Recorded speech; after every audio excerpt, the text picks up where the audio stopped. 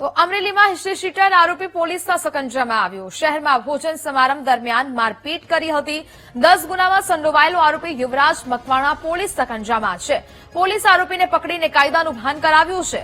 હત્યાના પ્રયાસના ગુનામાં આરોપીને કોર્ટે 10 વર્ષની સજા ફટકારી છે। જામીન પર છૂટીને આરોપીએ ફરીથી આતંક મચાવ્યો હતો અને જેના આધારે હવે આ સજા છે તે કોર્ટ દ્વારા ફટકારવામાં આવી। પોલીસે આરોપીને પકડીને તેને કાયદાનું ભાન કરાવ્યું છે।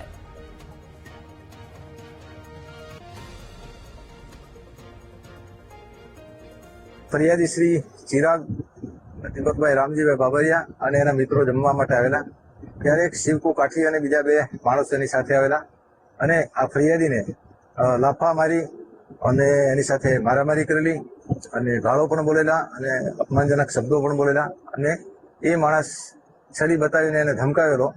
એ શિવકુ કાઠી જે આનું આખું નામ છે યુવરાજ શિવકુ મકવાણા, જેના વિરુદ્ધમાં કુલ ક્રિમિનલ હિસ્ટ્રી 12 ગુના દાખલ થયેલા છે, જેમાં એક ખૂનની કોશિશના ગુનામાં નામદાર કોર્ટે એને 10 વર્ષની સખત કેદની સજા કરેલી અને 25,000 રૂપિયાનો દંડ કરેલો, જે હાલ જામીન ઉપર છે અને એ દરમિયાન આને ગુનો કરેલો છે।